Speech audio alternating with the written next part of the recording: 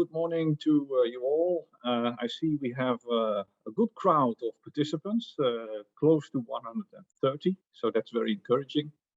The aim of, let's say, this session is to raise awareness about the possibilities of Horizon Europe from a cost perspective, using cost as a launching pad to identify opportunities in other parts of the framework program. We already organized some webinars highlighting cross-cutting missions, for example, the European partnerships, what are the opportunities in widening participation and spreading excellence instruments in the framework program in October last year. Today we are looking into the opportunities that the well-known Curie actions are offering. It's not only about mobility, it's also about training. It even also covers development of doctoral programs. So there are ample opportunities, in our opinion, because there's a high degree of mobility also involved, which is a common feature with cost. And during the webinar, you will get a general overview of, first of all, the Horizon Framework Program, after which the Skłodowska Curie actions is situated within the funding landscape.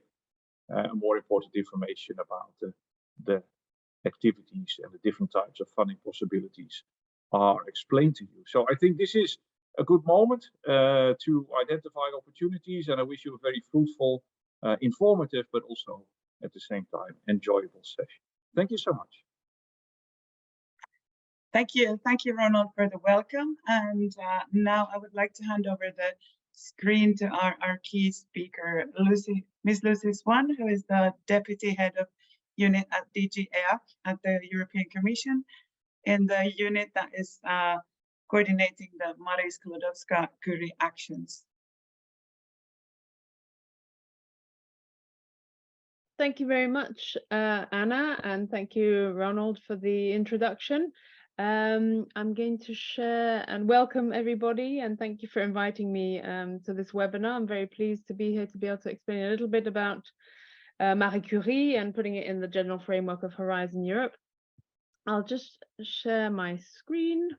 Okay, so just to start off, I'd like to give a little overview of Horizon Europe.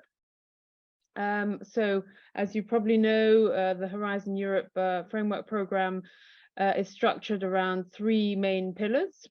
Pillar one, which is excellent science, and where the Marie Curie actions are located, and I'll come back to that in my next slide. Pillar two, which is about global challenges and European industrial competitiveness. And pillar three, innovative Europe. And a kind of cross-cutting pillar, which is on widening. So pillar two funds research that addresses societal challenges and strengthens industrial technological capabilities. It supports the 5 Horizon Europe missions, climate change, healthy oceans, climate neutral and smart cities, cancer and soil. It also supports the European partnerships with the member states and industry to work together on R&I. And it also supports the Joint Research Centre, which assists the EU and national governments in their decision-making by providing scientific evidence and technical support. Pillar 3 on innovative Europe aims to make Europe a pioneering power in market-making innovation and in the growth of innovative SMEs through the European Innovation Council and the EIT. The European Institute of Innovation and Technology. It supports leading innovators, entrepreneurs, SMEs, and scientists with an ambition to grow on an international scale. And as I mentioned, these 3 pillars also build on a horizontal widening program, which aims to expand participation and strengthen the European research area, and is dedicated to helping EU member states in their efforts to develop their national research and innovation potential, and especially those member states with the lowest performance in R&I, in order to improve their participation in Horizon Europe. So that's a little bit the general architecture. Now zooming in on pillar 1. excellent science. So this is the pillar where we have the Marie Skłodowska-Curie actions, but we also have the European Research Council, which funds research projects at the frontier of knowledge, designed and led by researchers. It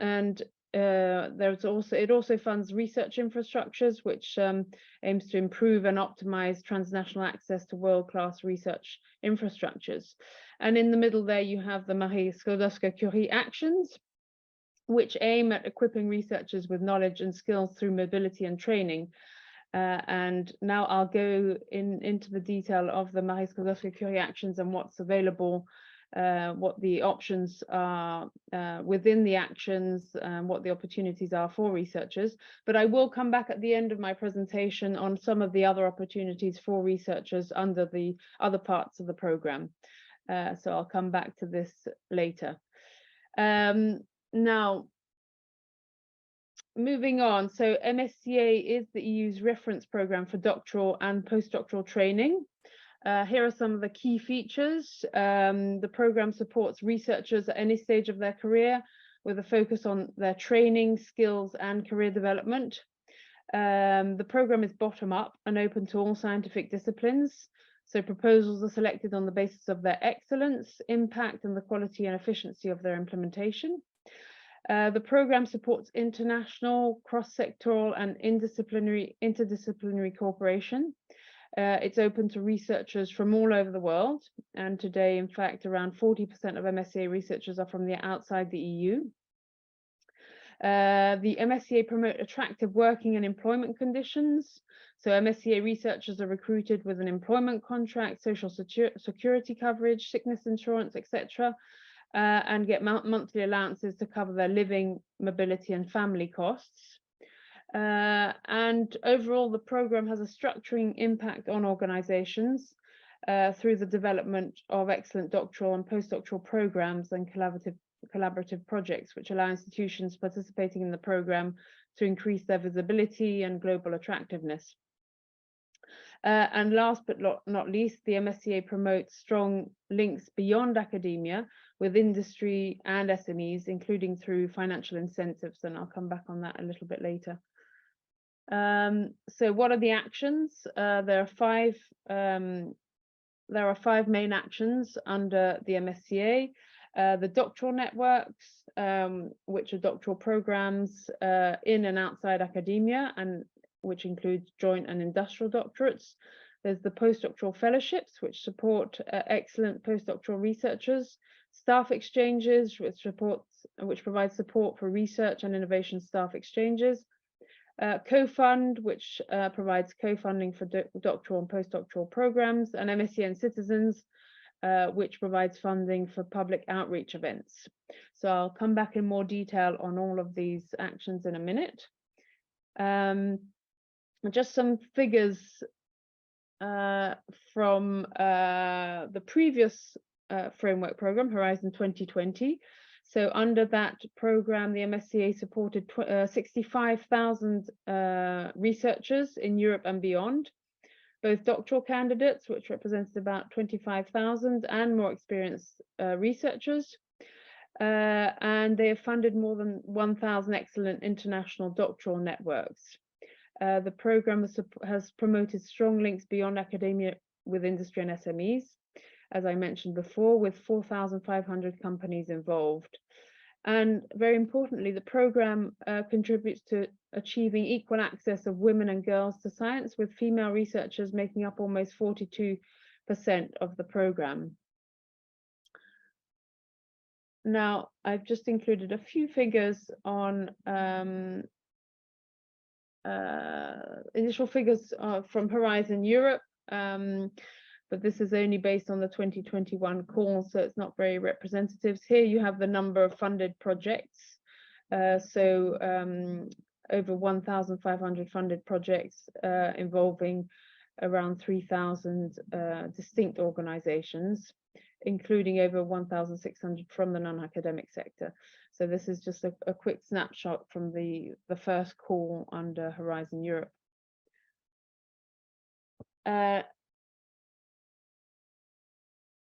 What does MSCA support? It supports both organizations and individuals. As far as organizations are concerned, it can be any type of legal entity, both from the academic or non-academic sector. Organizations can be beneficiaries or associated partners, and organizations apply to doctoral networks, staff exchanges, and co-fund. The program supports individual researchers, which can be of any nationality. There's specific conditions that apply according to the action. Generally, there's a mobility rule, and I'll come back to that later. There's rules as regards nationality and residence for global fellowships. And individual researchers can apply to postdoctoral fellowships jointly with a host institution in the EU or associated country.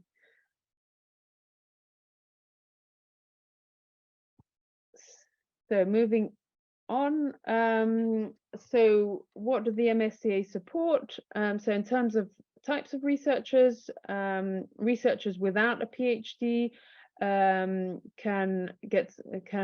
take part in MSCA through doctoral networks, staff exchanges, and doctoral programs under co-fund. Researchers with a PhD can take part in postdoctoral fellowships, staff exchanges, and postdoctoral programs under co-fund. And other staff, such as research managers, technicians, etc., can take part in staff exchanges.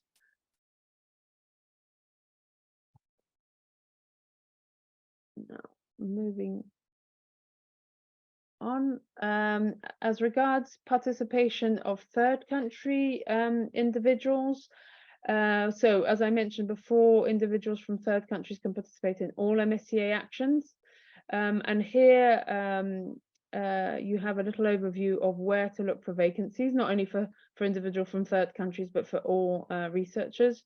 So for doctoral networks, so all nationalities are eligible.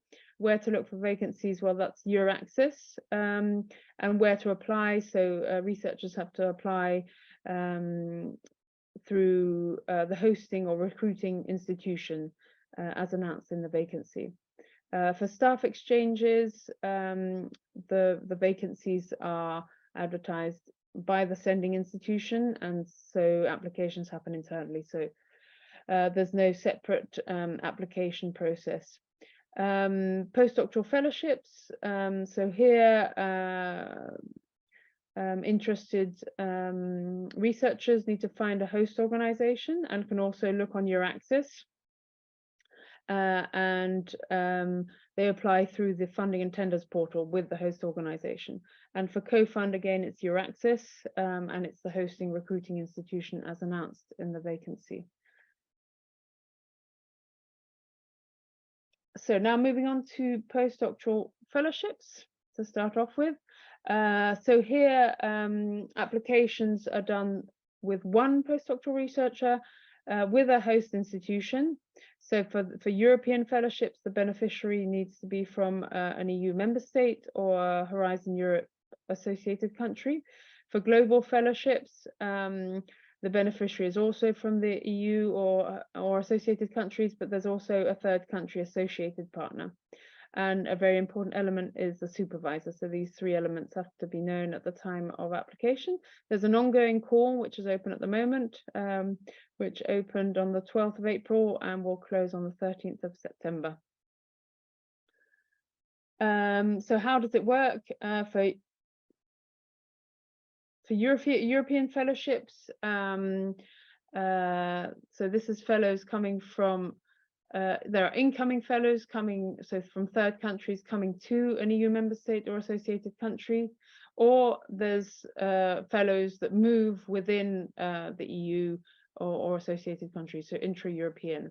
And fellowships last between 12 and 24 months. For global fellowships, the first phase is between 12 and 24 months, and fellows go from Europe to third countries, and then there's a returning phase to Europe of 12 months. And there is an optional additional 6 months placement in a non-academic sector at the end of the fellowship, and that's both for European and global fellowships. So who can apply? So postdoctoral researcher having obtained a PhD at the date of the call deadline. There's no age restriction, but there is a maximum 8 years full-time research experience required since the award of the first doctoral degree. As I mentioned, any nationality except for global fellowships where the researcher must be a national or long-term resident of the EU or associated countries. The mobility rule, while they must not have resided or carried out their main activity in the country of the beneficiary for European fellowships or associated partner for global fellowships for more than 12 months in the 36 months immediately before the call deadline. So this is the main rule under MSCA.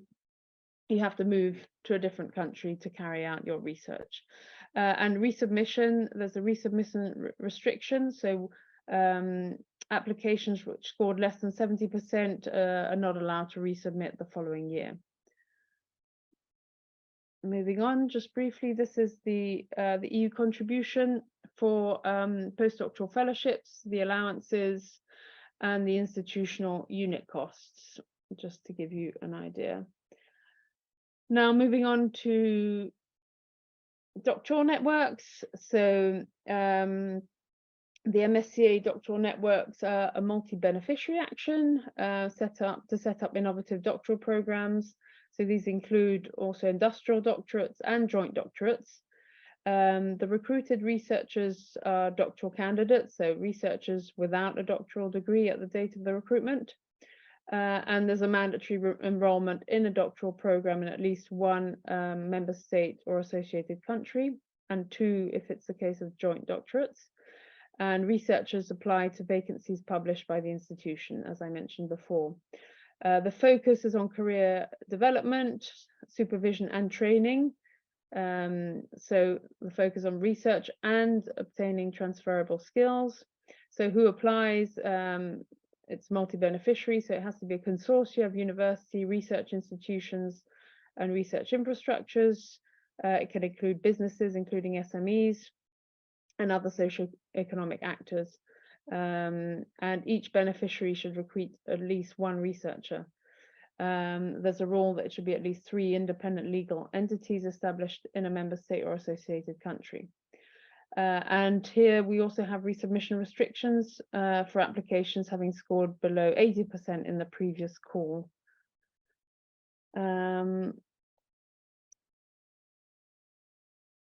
So the duration is maximum 4 years, and it's 5 years for joint doctorates. This is summing up a little bit. Minimum 3 organizations, fellowships between 3 and 36 months. And the next call is, as you can see here, going to open on 30th of May and close on the 28th of November. So this is a call open for institutions, as I mentioned before, but vacancies on your access for ongoing doctoral networks are available all the time. And this, just to show the EU contribution for doctoral candidates taking part in doctoral networks, MSc doctoral networks, the living allowances and institutional costs. Now moving on to the MSCA staff exchanges. The duration of staff exchanges is 4 years. The composition, it's minimum 3 organizations from 3 different countries. And secondments of staff between organizations have to last between 1 and 12 months. And there's a maximum budget of 1.6 million per project. The next call for staff exchanges is 5th of October with a deadline of 28th of February next year. So these are some of the eligibility conditions under staff exchanges. I won't go into the detail here. Moving on to the EU contribution for staff exchanges. So the contribution is composed of a top-up allowance, which contributes to travel, accommodation, and subsistence cost of seconded staff members, research and training and networking contribution, which covers costs for training, transfer of knowledge, networking, and research expenses. And there's management and indirect contribution, which covers the beneficiary's additional costs. Now, moving on to MSCA co-fund. So as I mentioned before, MSCA co-fund co-finances national or regional programs. The maximum duration of a project is 5 years. The composition is 1 beneficiary from an EU member state or Horizon Europe associated country. Fellowships for doctoral and postdoctoral researchers for a minimum 3 months. And the co-funding is provided up to a maximum of 10 million euro per beneficiary per call. The next call for MSCA co-fund is going to open in October and close February next year. So here are the unit contributions for co-fund. So the contribution for recruited researchers and institutional contributions. So there's a co-fund allowance which is provided to the researchers and which varies according to whether it's a doctoral or postdoctoral program. And there's other allowances and special needs allowances and long-term allowances. So just very briefly on MSCA and citizens. So the aim of this action is to bring researchers and research institutions closer to children, families, and the public at large. It finances mainly the European Researchers' Night, and since the beginning of Horizon Europe, it also finances researchers at schools to promote to try and promote researchers going to schools and explaining their research to children. So who applies to the action? It can be one or more legal entity established in an EU member state or Horizon Europe associated country. And there's individual contributions for each project, and the duration lasts for 2 successive editions. And as I mentioned before, it covers activities involving the European Researchers' Night and researchers at schools. And the next call will be launched in June this year. Now, a quick word on the MSCA Seal of Excellence. This is awarded under MSCA postdoctoral fellowships and co-fund. It's awarded to applications that achieved a very high score, above 85%, but were not retained for funding under MSCA postdoctoral fellowships and co-fund because of lack of budget.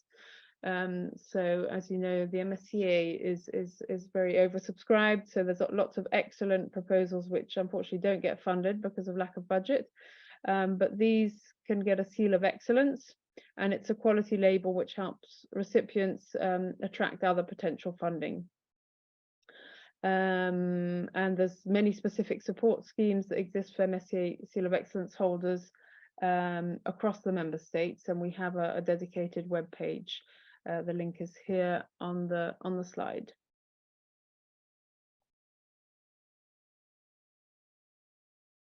So I hope you can still see my slides and that you don't have a black box appearing. So this is covering again a little bit what is funded under the MSCA,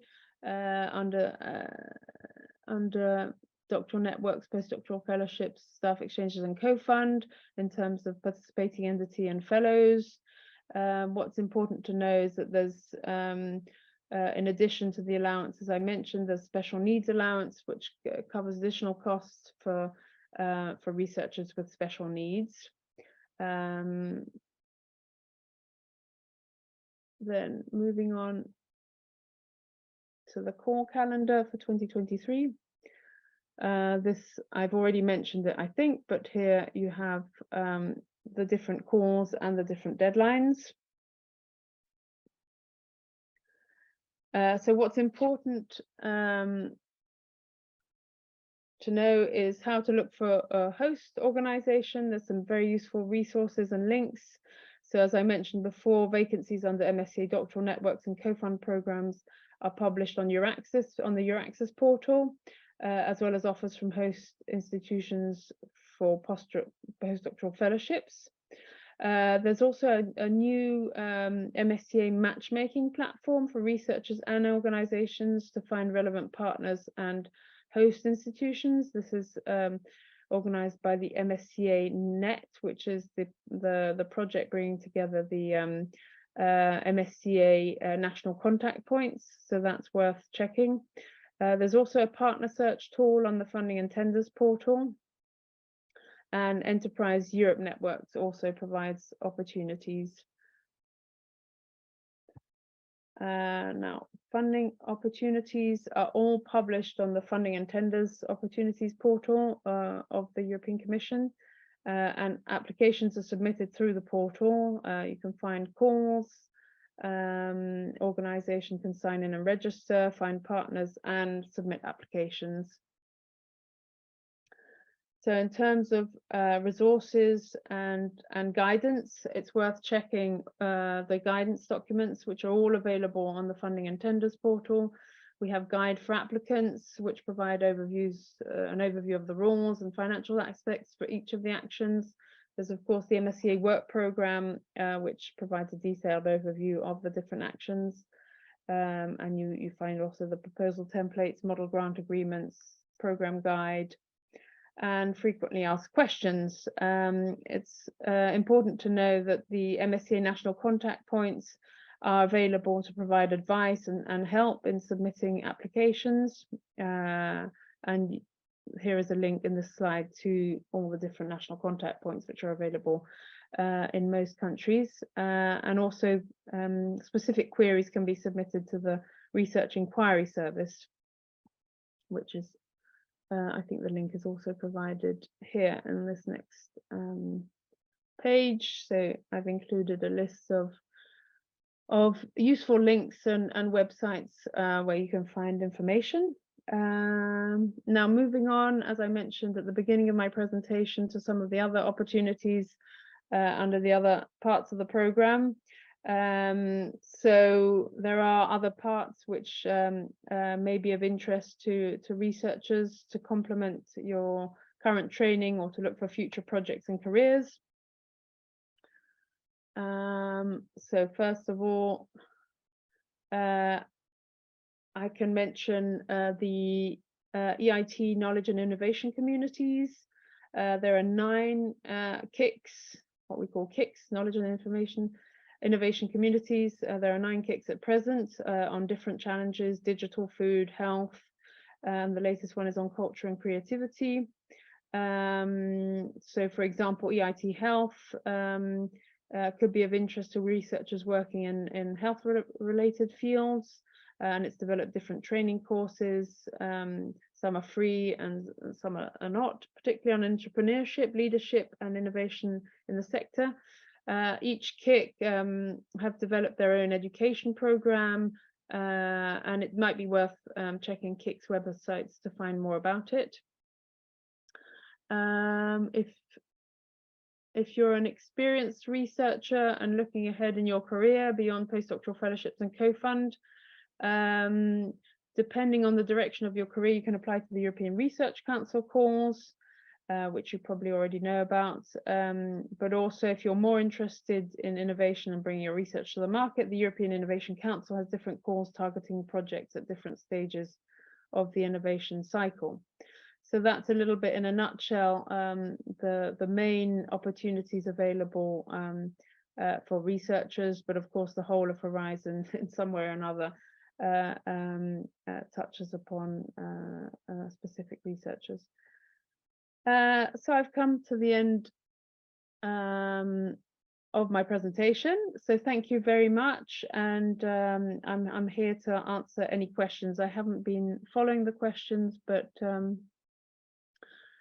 maybe Anna can let me know if there's any specific questions that have come up. Yes, yes. Thank you, Lucy, for the informative presentation. We have actually a lot of questions here. The first one is on the figures that you showed, I think, at the beginning of the presentations. How many MSCA from outside of the EU, and did you have the data on how it is distributed among the actions? I think it was at the very beginning of the presentation. Maybe I'll I'll bring back my presentation so that we can just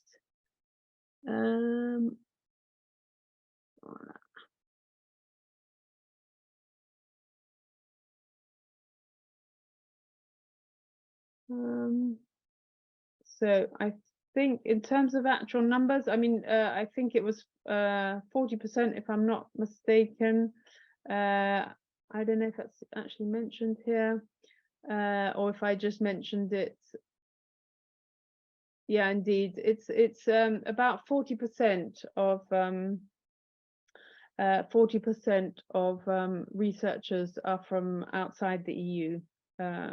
I don't know what the figures are specifically at this very moment, but under Horizon 2020, it was about 40%. Okay, thank you. Then there is a question, multiple questions on the selection, but the first one is if the selection process is gender blind. I suppose that means whether the gender of the researcher is known at the time of the evaluation. Yeah. Yeah, well, it depends, because of course for postdoctoral fellowship the name of the researcher is there at the time of the evaluation, and I don't think it's hidden, so it's not gender blind in that sense. But the evaluation, I mean, we have very strict approach to the evaluation to ensure there's no biases, and that any kind of gender related bias is introduced in the process. And I think it works because we have excellent results in terms of female participation in the program. Okay, thank you. Then there's some questions on the nationalities. Also, are the European fellowships and global fellowships categorized by the applicant's current base or their nationalities? And also on the UK participation, if how UK is eligible for these, is doing a postdoc fellowship to the UK a global European fellowship? Mm-hmm. Okay, so in terms of nationality, well, in fact, I think what counts more is the residence. So for global fellowship, I think if I'll just check I'm not saying something that's not correct. But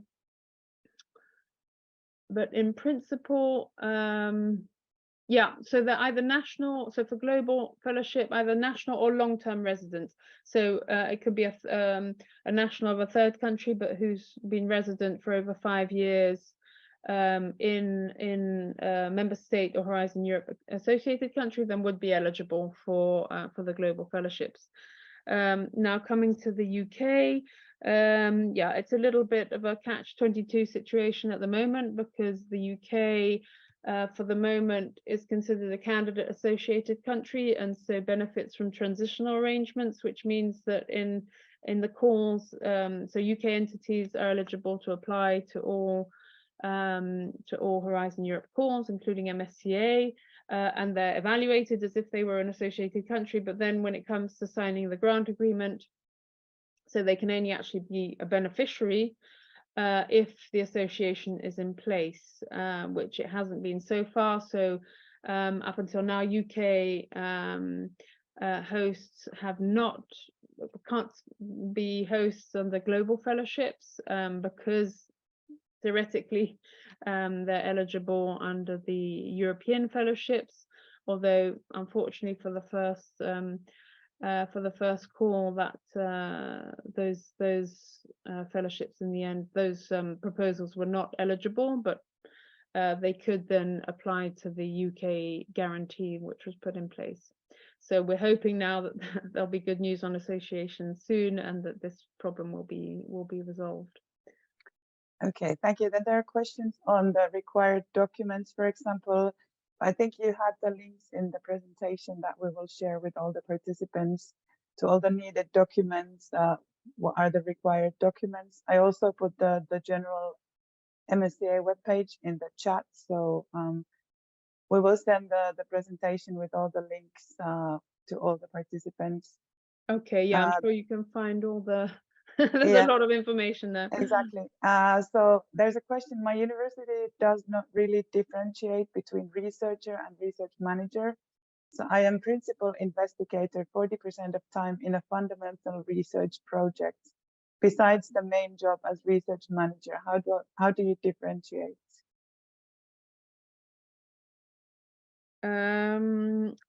What's the question targeting? Does it mean for staff exchanges or? Yeah, it doesn't mention, but I think, yeah, probably for staff exchange, yes. Yeah, I mean, for staff exchanges, it's open to all. It depends a little bit on the institution. The institution decides who, you know, which level of staff it exchanges. But other than that, I don't know if the person can submit the more specific question, and then we can answer it. Okay, thank you. So there is a question, would it be possible for postdoctoral researchers to start a collaboration with third country institutions while still being hosted by EU institutions in the scope of MSCA?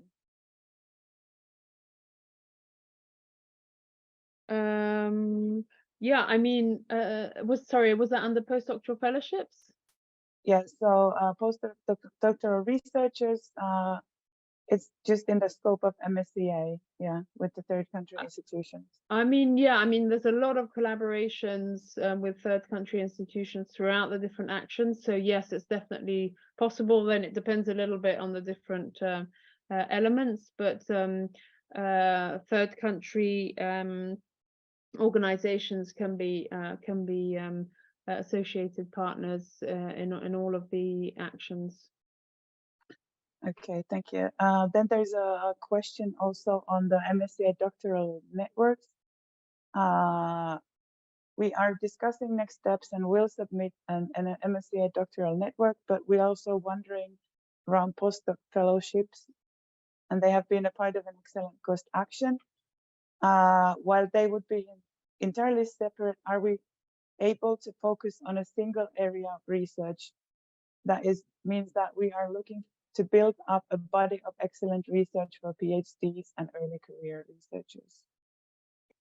I mean, in terms of, as I mentioned, it's the program is completely bottom up. So indeed, the program can focus on one specific area of research. It's completely open. So in terms of subject matter, it can focus indeed on one specific area. Okay, thank you. Then there are questions on the timelines, but I think you had all the timelines already in the presentations and the application times.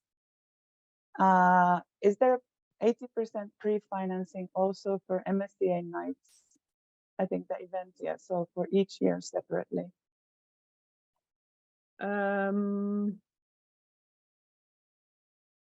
Just let me just go back to the night slide. I think it's yeah, it's a good question. It covers, yeah, it covers the two editions, but I think the pre-financing is one pre-financing for both. Yeah. Okay, thank you. Then there are some questions about how long the evaluation process takes for the postdoctoral fellowship programs, and also people applying for the second time if they are eligible for applying again. So the evaluation process, if I'm not mistaken, oh, wait a second. usually it takes around maximum, well, the time from the closure of the call to when the grants are signed. It's approximately 6 months. Usually it can be a little bit longer, but that's usually the aim. And sorry, what was the other question? So if there are people who have applied before, so is it possible to apply for a second MSCF? Yeah, also? so there's the resubmission restrictions for postdoctoral fellowships, but that's for proposals that obtained a score of less than 70%. So for those that have obtained a score above 70% can reapply with the same proposal. Okay, thank you. And then there's also additional questions on the application. If a successful applicant is completing a fellowship which overlaps with the MSCA fellowship, is there an option to delay the start date by several months? And also if there is a quota for postdoctoral fellowship, the number of scholarship winners. So for postdoctoral fellowships, it is indeed possible to delay the starting date. Of course, if it's the main thing is to have the agreement of the host institution, but that in theory is possible. For the other actions, it very much depends, because for a doctoral program, often it needs to start at the same time, so long delays are not usually possible. But again, it depends, and these are issues that have to be seen with mainly with the host institution. And the quota, I'm not sure if I fully understand the question. Yes, I'm not sure of quota on what that is. There a quota for postdoctoral fellowship, the number of scholarship winners, I think. So there's no quota. It's mainly based on the funding. So so once the funding is all used up, then yeah. But usually I think we fund around about between 1,000 and 1,400 postdoctoral fellowships per year. Okay, thank you. There's also a question on should you be in a cost action to apply? But of course, these are two separate things: cost funding and the MSCA funding. So there are questions on websites where we can see the approved former Marie Curie postdoctoral projects, and then list or repository of cost actions that have submitted this. I think as it's a separate thing, we don't have. But I think, did you have in your links a website where they can see also the former approved MSCA postdoctoral project? So that you can find on Corda. I don't think I had included a link, but you can find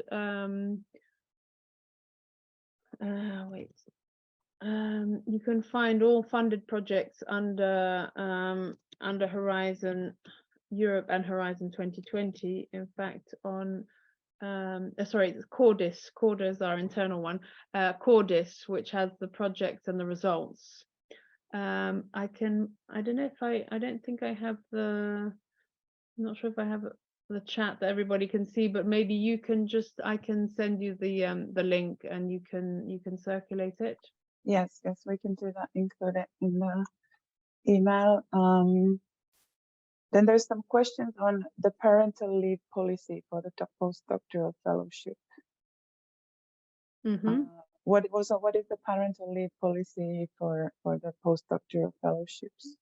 So there is so of course, yeah, parental leave is allowed, and there's a specific allowance. Let me get my slides again. There's a specific allowance which covers that. I think it's here somewhere. The long-term leave allowance. So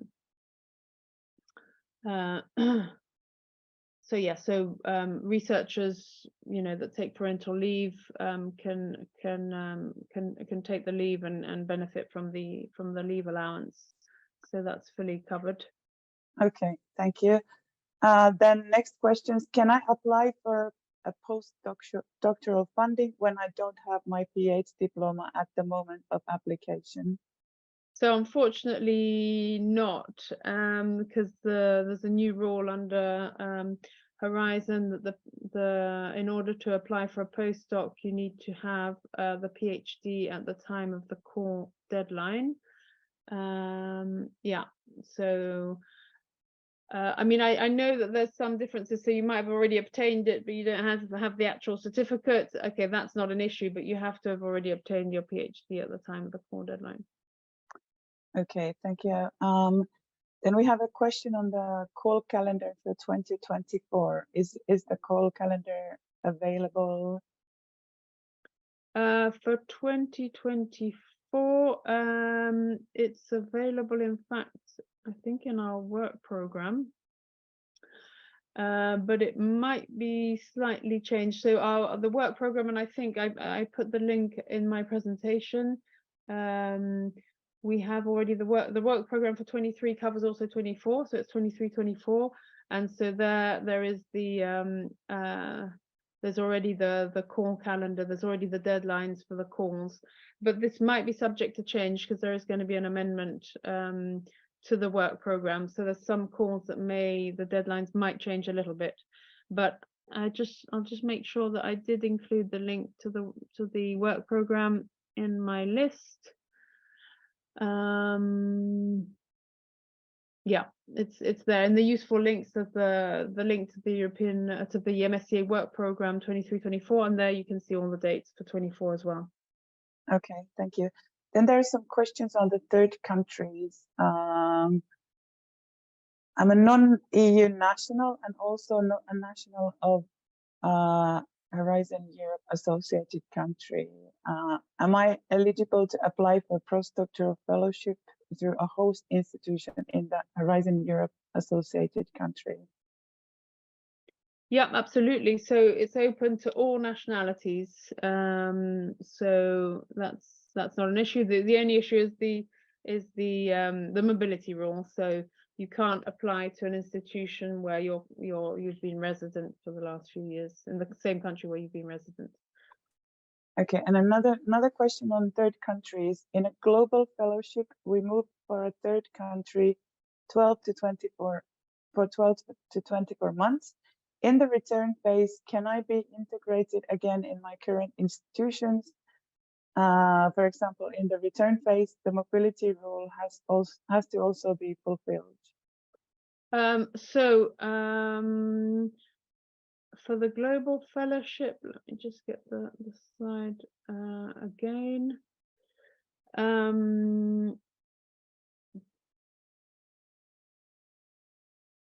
So indeed,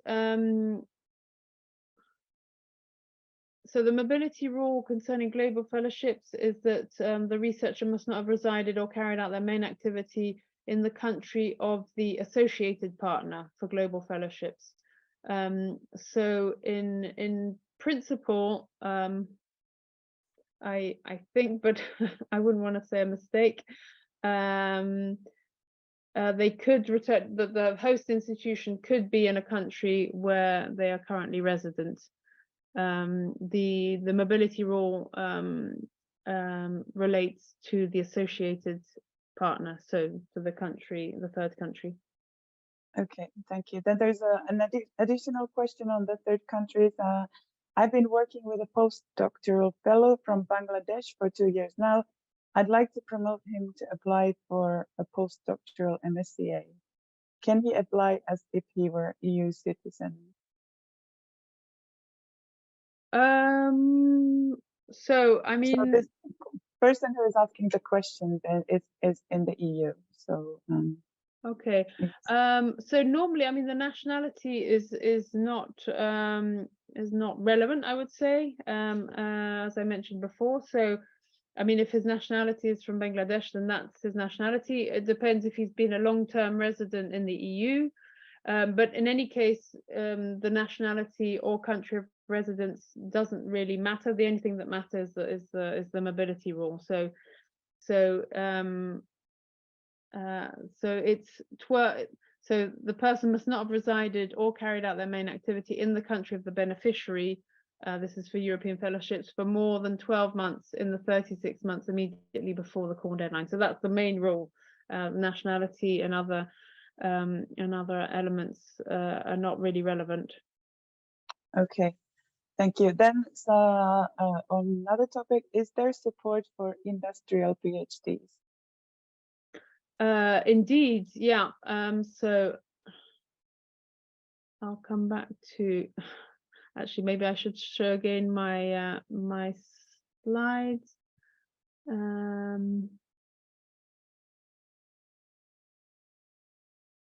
Wait, I'll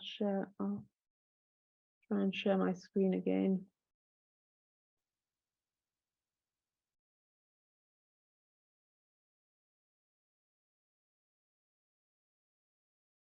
So hopefully you can see. So MSc Doctoral Networks supports industrial doctorates, which provide training in academia and industry. So definitely industrial doctorates are supported. Okay, thank you. And there's some questions on the application still on the success rates of the each calls, and also if you apply with a host country that has not historically attracted a lot of Horizon funding, does this help or hinder the application? So yeah, that doesn't make any difference. There's no kind of preference. It's solely based on excellence. So that's the only criteria. Obviously, you know, if you go to a host which is much more used to, you know, submitting applications, then yeah, they have an advantage in that they know how to submit a successful application. The only thing I could mention is the ERA fellowships. So you could apply to a postdoctoral fellowship. If you apply to a postdoctoral fellowship and the host country is in a widening country, so a country with low performance as regards research and innovation, then if you don't get funded under the postdoctoral fellowships, there's a possibility of being funded under the ERA fellowships. So the ERA fellowships fund postdoctoral fellowships which were not applicants to postdoctoral fellowships which were not successful, but which want to carry out their research in a widening country. So that is a kind of second option to get a second chance, let's say, if you choose a widening country, so a country which maybe doesn't perform so well traditionally. Okay, and on the success rates, I don't know if you have any information on the different success rates on the... Yeah, I have a table somewhere with the success rates, but yeah, basically, I mean, success rates have gone up slightly. So for postdoctoral fellowships, I think we've gone from around 14% to around 17%, and well, we're not sure what it's linked to. It could be, I mean, it could be partly the demand management measures that we put in, the requirement for a PhD, the resubmission restriction, and this 8-year rule. So we only accept applications from researchers that have no more than 8 years full-time research experience. So the success rates have gone a bit up. For doctoral networks, they're still fairly low now. I don't know the exact figures, but I think it's around 10 or 12%. For co-fund and staff exchanges, it's higher. Okay, thank you. Then I think you had in the presentations, you had the different actors, but there's a question: are SMEs eligible to join consortia in the MSCA calls? Yeah, absolutely. Yeah. Okay.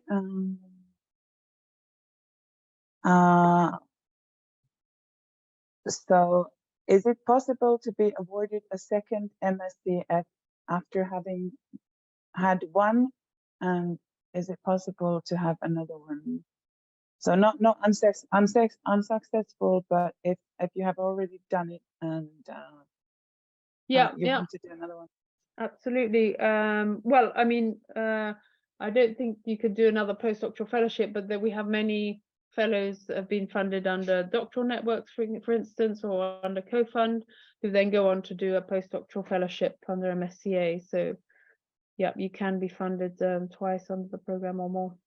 Okay, I think we're almost running out of time. There's a lot of questions. I'm trying to pick the ones that would be most useful for the most people. We have a lot of questions on the success rates, and if you can reapply for Marie Curie.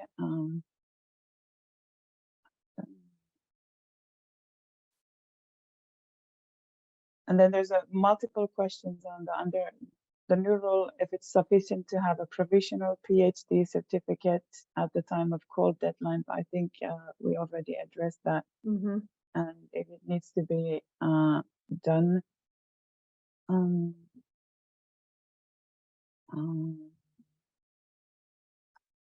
There's an interesting one, I think. Is it mandatory to have prior contacts with the host professor at the host institution when you apply for a postdoc? And what about the financial support for postdoc?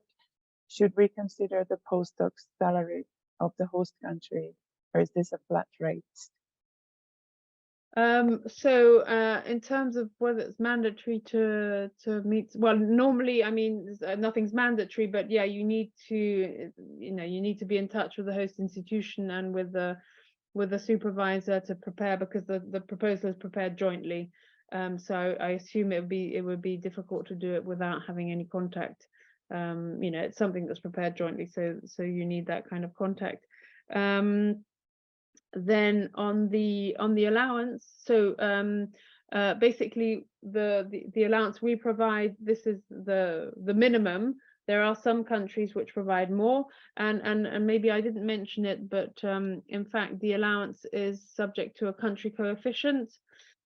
So it's also in the MSCA work program. So according to the country of the host institution, then the amount that I mentioned is adapted, either higher or lower according to this country correction coefficient. So according to the standard of living in the specific country.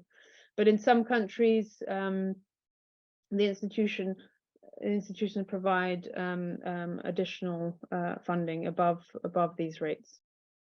Okay, thank you. Then there's some questions on the restrictions for the mobility, and are the third country applicants residing already in EU under student visa over 5 years? Are they eligible for the global fellowships? Yes, indeed. I think I already answered a similar question. So if they're long-term residents over 5 years, then they can apply for a global fellowship. Yeah. Okay. Second. Okay. Is there an upper limit on the amount of time spent in a third country for European postdoc fellowships? In case of a long-term visit to another institution in a third country over 30 days, does this need to be mentioned as part of the project application?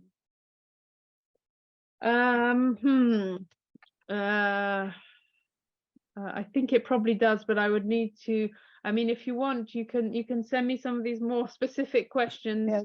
And I can get my colleagues to provide a more detailed answer. Okay, we have a lot of questions, but maybe just one last so that we don't exceed the webinar timing badly. We talked previously about the parental leaves, but then there's a more general question on, can the MSCA postdoctoral fellowships be paused after starting for professional or personal reasons? Yes, indeed, they can be, but again, it very much depends on the circumstance, and it depends, there needs to be an agreement with the host institution. But yeah, all sorts of, circumstances provide that, sometimes things are put on hold, but obviously not indefinitely. But it very much depends case by case, but exceptions are possible indeed. Okay, thank you. I think we still have a lot of more detailed questions, so I think my apologies to the ones that we have not managed to take in this Q&A as we have a limited time also available, but I think we can probably also send you some of the questions and Yeah, and get indeed. If back there's to them. some specific questions that we haven't covered here, please send them to me by email, and I can send them back to you, and then maybe you can share them with the participants. And I think that there's also with the wealth of material that you had in the presentations, I think many of them will probably be found through the links also that we will send to all the participants. Yeah, indeed. But yes, but thank you, Lucy, for the very interesting presentations, and as you can see, it raises a lot of interest within the network. So thank you for that, and thank you for all the participants for joining us today for this Coast Academy webinar. And thank you very much for organizing it, and thanks to all the participants. And I'm glad there were lots of questions, because it showed that there's a lot of interest. So I hope this has been useful, and that this will lead to lots of applications to MSCA actions. Thank you very much.